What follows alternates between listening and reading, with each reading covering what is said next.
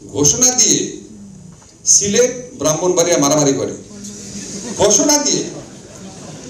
এবং সৌদি আরবে একটা জায়গা আছে যেই জায়গাতে বাঙালি টেরররা মাস্তানরা গিয়ে বাঙালিদের থেকে টাকা ছিনতাই করার জন্য, লুট করার জন্য বাসায় ঢুকে কোপায় হাত বিচ্ছিন্ন করে ফেলে, এমন ঘটনা আছে।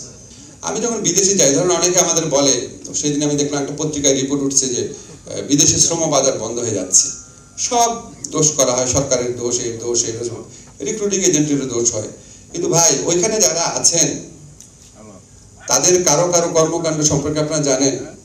বাহরাইনে লোক পাঠানো বন্ধ হয়েছে বিকজ মালিকের গলা কেটে ফেলা হয়েছিল, বাহরাইনি মালিককে হত্যা করা হয়েছিল।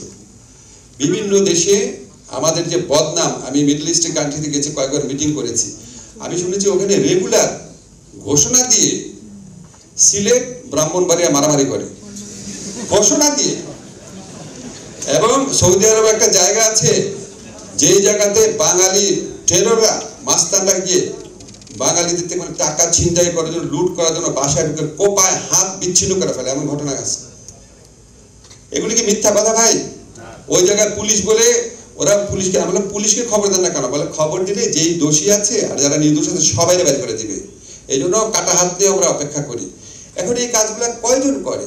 কাজগুলা, এই বাজে কাজগুলা করে 10 জন, সাফার করে 10,000 লোক, সাফার করে 10 লক্ষ লোক। এই যে দেশের বদনামগুলা হয়, ধরেন আপনি যদি সৌদি আরবে যদি 10,000 লোক অত্যন্ত সুন্দরভাবে নিয়ম মেনে কাজ করে, আর যদি 10টা লোক রাস্তাঘাটে মারামারি করে, আর একটা লোক যদি মার্ডার করে, ওই 10,000 লোকের ভালো কাজ কেউ দেখবে না।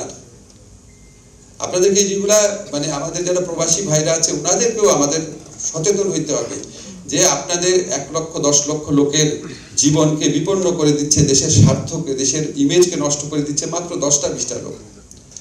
এখানে আমাদের খুব সমস্যা, আমরা কিছু করতে পারি না। আজকে লুৎফি ভাই কতদিন যাবত সংযুক্ত আরব আমিরাতে দৌড়াদৌড়ি করছে, আমি সৌদি আরবে 2 বার গিয়েছি।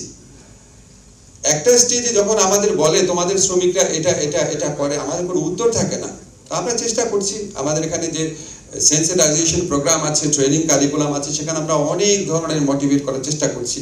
বাট ভাই আমাদের সবাইকে মনে রাখতে হবে, আমাদের যে কালেকটিভ স্বার্থ আছে, সমবেত স্বার্থ আছে, দেশের স্বার্থ আছে, এটার দিকে তাকায় আমাদের এই যে 10টা 20টা লোক এই ধরনের কাজে জড়িয়ে থাকে, তাদেরকে মানে এই প্রবলেমটাকে আমাদেরকে সলভ করতে হবে। মালয়েশিয়াতে আগামীতে অনেক কিন্তু মিথ্যা কথা ছড়ানো হচ্ছে, 12 লক্ষ লোক দিবে, 10 লক্ষ লোক দিবে। আমি ওখানে ঘুরে আসছি, আমার কথা শুনে, মালয়েশিয়াতে আগামী 1 বছরে বাংলাদেশ থেকে খুব বেশি হলে 30 থেকে 40,000 লোক নিবে। আমার সাথে 3টা মিনিস্টারের কথা হয়েছে, অফিসিয়ালি তো আমি কাউকে কোট করতে পারবো না, but I get the impression. ওরা তো আমরা বলে না এত number, but I get the impression. ওখানে আমাদের একটা খুব ভাইব্রেন্ট মিনিস্ট্রি আছে, কয়েকজন ভালো অফিসার আছে, তার মধ্যে 2 জন আমার ছাত্র। আমি তাদেরকে প্রকৃত চিত্র জানতে চেষ্টা করেছি। সো খামাকা হাইপ তুলে হয় কি, 12 লক্ষ লোক নিবে, পাগল হয়ে থাকে লোকজন, অন্যান্য অপরচুনিটিগুলো আর অ্যাভেইল করে না, একটা মিথ্যা একটা আশ্বাসের পরিস্থিতি সৃষ্টি করে। এই 30-40 হাজার লোক নিবে। এখন সংকটটা কোন জায়গায়? মালয়েশিয়ার সাথে আগের গভর্নমেন্ট চুক্তি করে রেখেছে যে তোমরা রিক্রুটিং এজেন্টের লিস্ট দিবা, আমরা সিলেক্ট করব। চুক্তি, 2 পক্ষের আনুষ্ঠানিক চুক্তি, যেটাকে আপনারা সিন্ডিকেট বলেন। এখন ধরেন আমরা যখন দায়িত্ব নিয়েছি, আমাদের ইয়েটা কি, আমাদের সবাই বলছে না সিন্ডিকেট করা যাবে না। সিন্ডিকেট করা না গেলে এমওইউ চেঞ্জ করতে হবে, চুক্তি। মালয়েশিয়া কিন্তু আমি পিটায় বলতে পারি না এই তুই এমওইউ চেঞ্জ কর, আমাকে কনভিন্স করতে হবে। সো যদি এমওইউ মানে চুক্তি, মেমোরেন্ডাম অফ আন্ডারস্ট্যান্ডিং, সে যদি চুক্তি চেঞ্জ না করে, তাহলে আমার সামনে 2টা অপশন আছে। এক হচ্ছে তার কথা অনুযায়ী 25, 50, 100 জন রিক্রুটিং এজেন্টের মাধ্যমে পাঠানো, আর 2 হচ্ছে বলা যে না, লোকই পাঠাবো না।